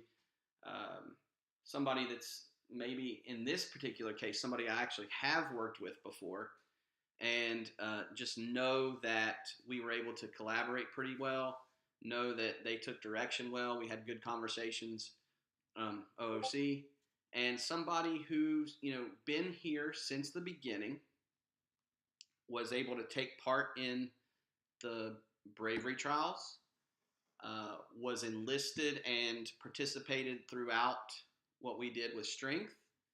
And here they are again, putting their name in the hat. And when I saw them there, I knew I wanted to work with them. For the second time is Miss Penelope. Nice. That's one that I think kind of flew under the radar. It's tough. It's almost like they kind of got the Grover Cleveland thing going on, right? Where, if you don't get drafted the second time, people just forget about you. Non-consecutive drafts. Because she got drafted in bravery, didn't in strength, fought back through the tribulations, and now here she is getting another shot. Penelope was close in the bravery trials, very close. Yeah, she almost made the main event. Wasn't she in a tie with who was it? With Kat? Well, in the storyline, it was a tie. But if you recall, Kat had won a match or was in second place or something. But the way you wrote the match was that it was kind of up in air. And then we went after the fact and named. That's right. So in terms of the story, they were tied, but Kat had officially won based off of points.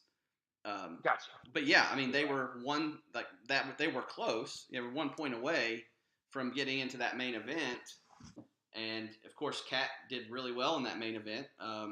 Kat, Thad, and Vodka, and I think Penelope would have done just as well.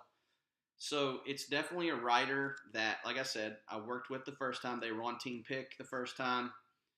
Easy to work with, lots of cool ideas. I don't personally get into the occult, as a human being. Like, I don't enjoy that kind of stuff personally. But for some reason, I have been captivated when Penelope, the character, goes in those directions. And it's something that I think is unique to the character. It's in some ways unique to Triad. We don't really have somebody who does that kind of stuff. And put them on a team with Doc, with Alias, who is an incredible world builder. Kieran King, of course, different character, but same writer.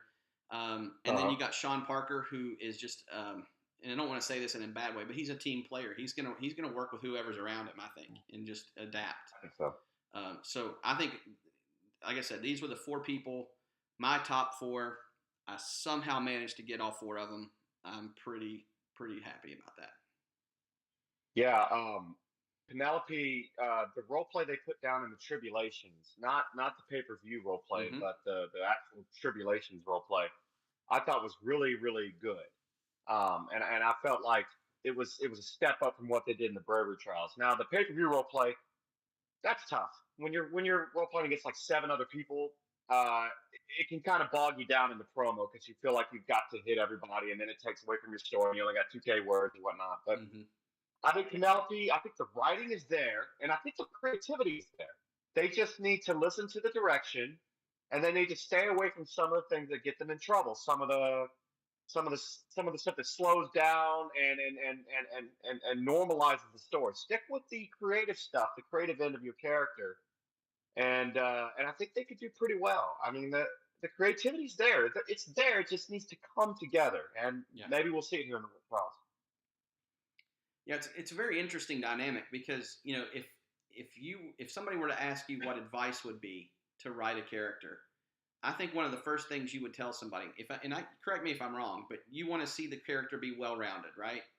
You want to see a lot of dynamic and diversity. How do they respond in this situation, and where are their vulnerabilities at, and those kind of things. And what's interesting is I find myself not really wanting that much from Penelope. Like I want the supernatural and the spectacular and the ridiculous to show up more often. And then, maybe how does that play into, as a human being, trying, the conflict that's within, I think that one role play you were mentioning where they're like being told they have to go by these entities that are out there. They have to go and find this triad, and they don't want to do it. And I think that's a cool idea to flesh out. Yeah, I do too. Yeah, so I love the character, love working with the handler, and yeah, my team is stacked, boys. Y'all are in trouble. It is. Going back to what I said in the last round, 3 of your 4 have tried experience as handlers. Yeah. And that's going to play big because they know what we look for. They got to jump. Yeah, so we're down to the last pick of the draft. Mr. Irrelevant or Mrs. Irrelevant or Ms. Irrelevant. I don't know. But we got one left. It is all Team TLS. Are you ready, Bobby? Yeah, let me dial up this Did the computer shut down? Is it in sleep mode? computer. I feel like I'm having some technical difficulties right now with the computer, man. All right, well, I'm going to give you 30 seconds to figure it out.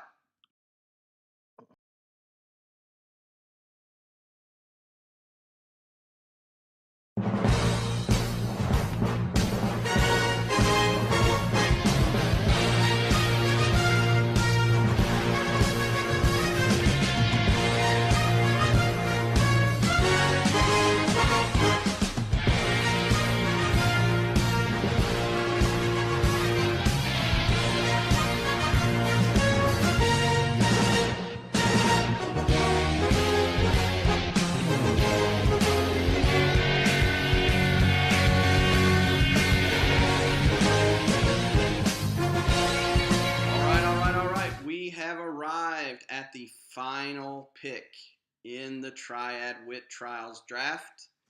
It is the 4th member of Team TLS. So, Bobby, whose dreams are you crushing? All right, hold on.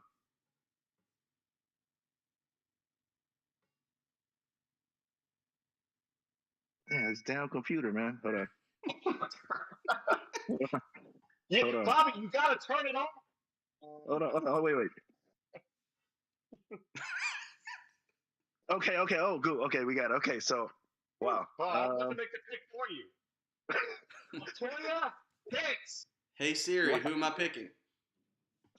All right, so, okay, so, I was having some technical difficulties there, but, okay, so the pick is in. The computer has drawn out a name, and it's a name that I'm actually not familiar with.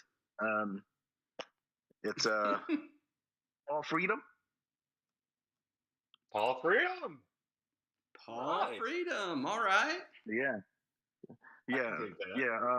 I mean, so I quickly went over to the bio form, and then I saw that he wrote a lovely poem there. So you know what? Hey, welcome to the team. Man, this is somebody that I haven't read their work. I shouldn't say that. I read their sample. It was great. I'm not very familiar with them, but they reached out to me after the last Illuminatus, and they loved the match. They said it was one of the best matches they ever read, and ever since then, they've sort of kind of been in touch with me, and they've really been, what would you call it, intrigued by the ideas that we put out, the 3 of us. And they decided to jump in here for the 3rd trials because they want to get into that Illuminatus. And he's just been very friendly, very active, very, just a very insightful person. I think he's going to bring a lot to see. And given where he's coming from and the people that he knows, I think this is a really good pick. And I think he's one of these really strong role players that doesn't get the attention that his talent probably warrants. Yeah, I think that's probably true. Like you said, the sample was good, very solid. And then, OOC, the guys in the chat talking it up. And I think, if I'm not mistaken, they're another one of us old hats that's been doing this thing for way, way too long. And and so anybody that, I mean, come on, let's be honest. You write role plays for 20 years, you're good. You've learned something along the way, and you know what you're doing. And you're mature enough to handle if you don't win or if you don't do so great one week. I think that's one of the things that you don't last in this if you are, I want to say weak-minded, but you know what I mean. If you can't handle the criticism and you can't handle the feedback and the rejection that comes sometimes when you lose a match, then you don't really do this for very long, I don't think. Or at least you get a reputation for someone you don't want to do it with. So the fact that this guy's here, the fact that his name comes with a lot of respect on it, I think it's a great pick. I'm glad that I know it's kind of weird to say this, but I'm glad I didn't have to pick out of the rest because of how good the field is. Yeah. I mean, like well, it's a tough field. You think of some of the people who didn't make it that we just really love as handlers, but also characters, and it's crazy. Yeah. I think with Freedom, what in my mind got him over the top was his activity in the Discord. For sure. He was there every day, talking, interacting, and he's fresh in your mind. Yeah, you look at some of these others.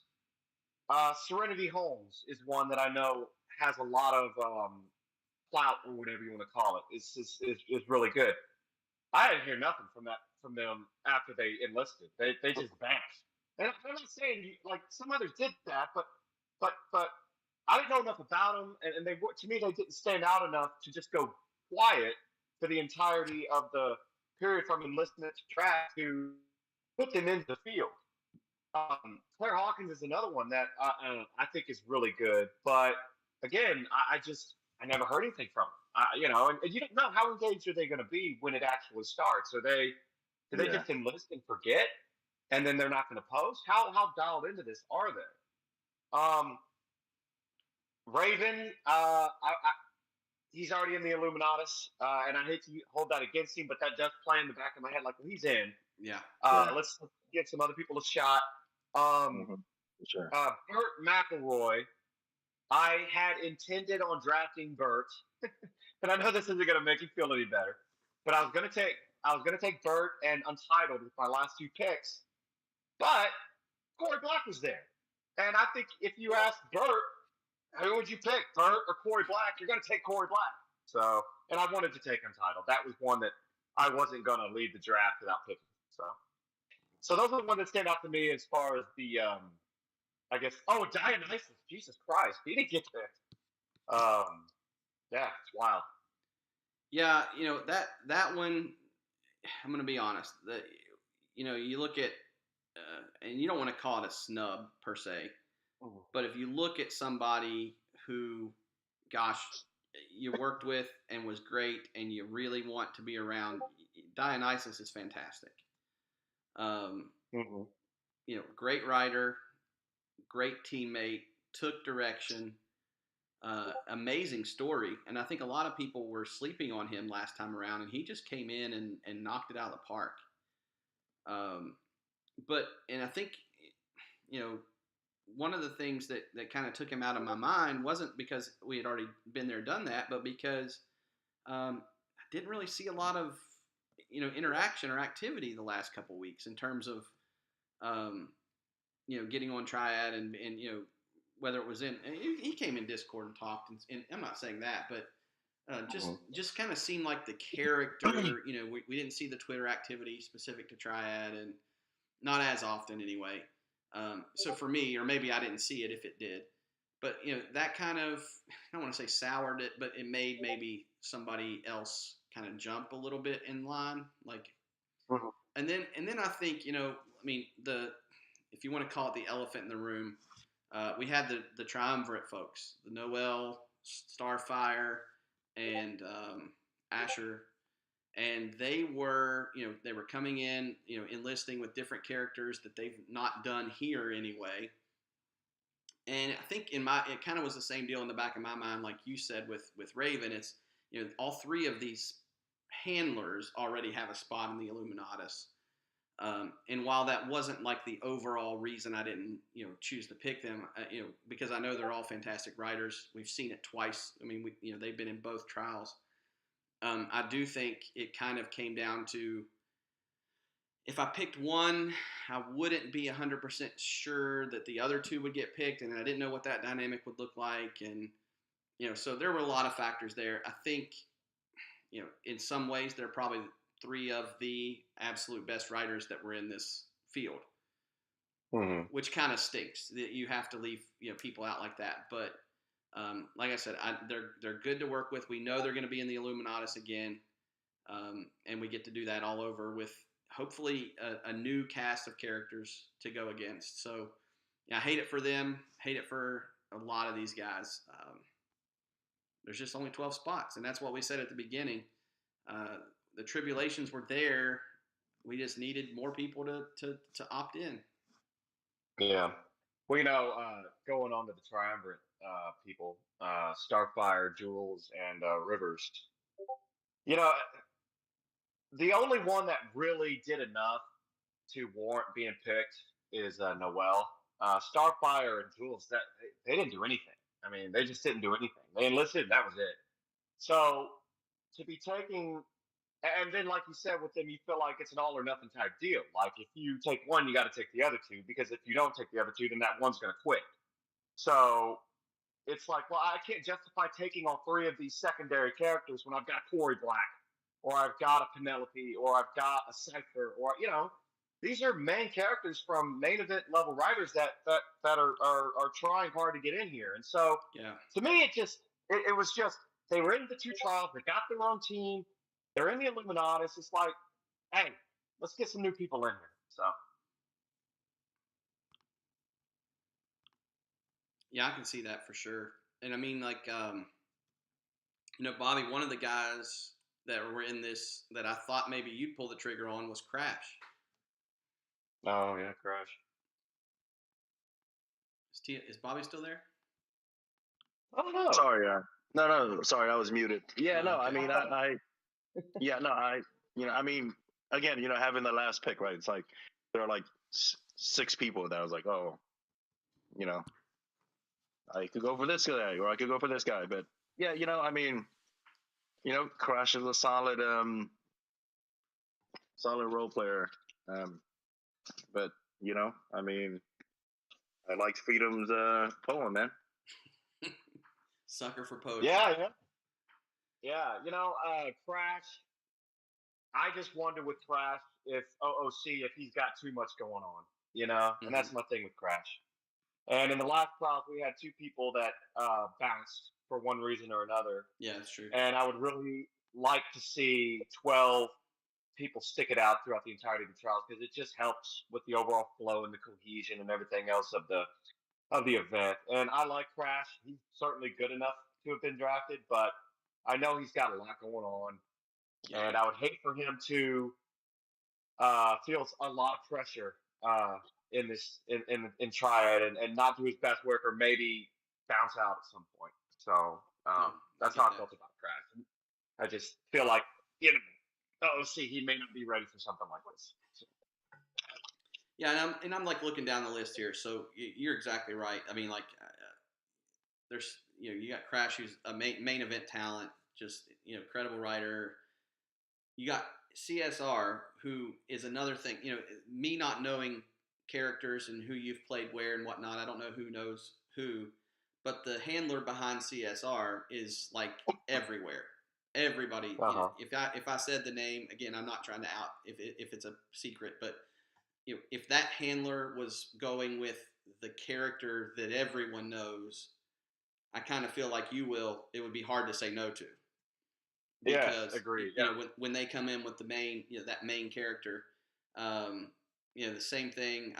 I don't know some of these others to know, like the Razor Blade or whatever. I don't know if that's a secondary character to somebody. That's Latoya Hicks. Oh, okay. So that I didn't even put it in the damn draft video. okay, okay. No offense if they're able to even listen to radio. I don't know. And then of course you got Travis Levitt, Serenity Holmes. Those were names. Oh, Levitt. Oh man, Levitt. Oh, I feel so bad for him. I like him. He's a good guy. Yeah, both of those guys were names. That that either showed up in the chat or just talking to folks that just highly regarded. You got Mark Cross again, man. Yeah.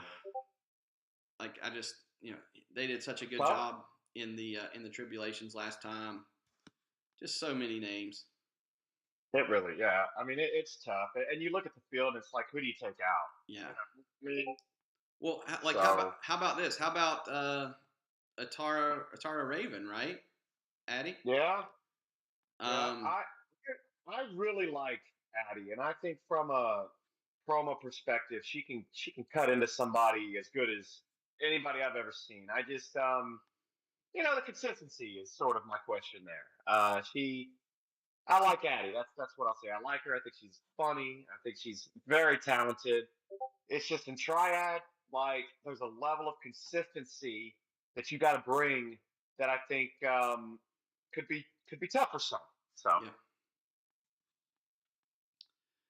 Well, man, like I think our field is great. I think we got 12 amazing riders. Obviously, if we would have expanded the field to 24, then we would have 12 more amazing riders, and we'd still have people that are upset or not quite sure why they didn't get picked. And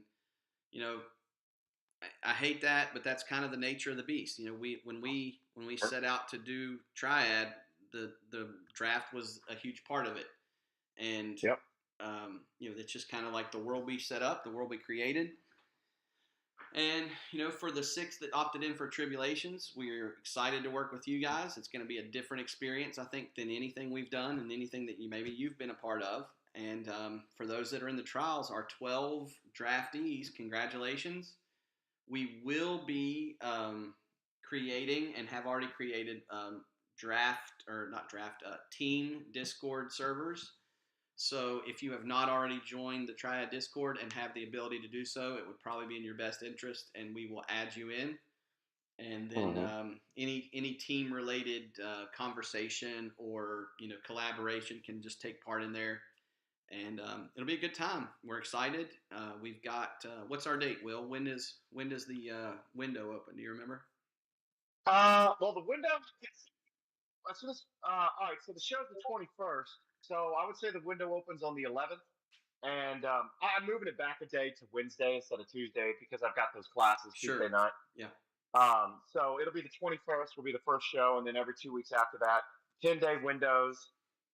So yeah, on the 11th is when role playing will open, and we'll get those match graphics and things. We'll start posting those. I guess I don't know. I'm whenever we can get those out, but we'll get them out ASAP. And get everything announced, and you guys can start planning. In Triad, you will know your entire schedule before the first window opens. Yeah. You'll know who you face each night. There's 4 nights, and the only reason you don't know the 5th is because that's based on standings. So, but yeah, the window will open on the 11th, and the deadline will be the 19th, I think. But I'll post all that, and I'll tag everybody on Twitter with all the information for the window and everything. And then we'll start posting match graphics probably tomorrow. Oh, wow. Just put me on blast there. I don't know. As soon as possible. Bobby, get to work. Make those match graphics. Well, Bobby's got a computer now, so he can do some graphics. Heck yeah. Just ask the analytics to make the graphics. Yeah. This dial-up it takes a while. Yeah, that's why it takes him a long time to respond. He gets knocked off every once in a while whenever a solicitor calls his home line. All right, gentlemen. Well, it's been real. It's been fun, but I got to get some sleep. Yeah. Great. Had a good time. Congratulations to the 12. Sorry to those of you who didn't get drafted. It's nothing personal. We like you all. You're all talented. plenty of feds out there to join, so go join them and make them better. And we appreciate everybody listening. Yeah, for sure. Thank you guys, and for TLS, for Marcus Welsh, and for Pick. I'll leave you with the one saying we say after every draft, and that is, let the trials begin.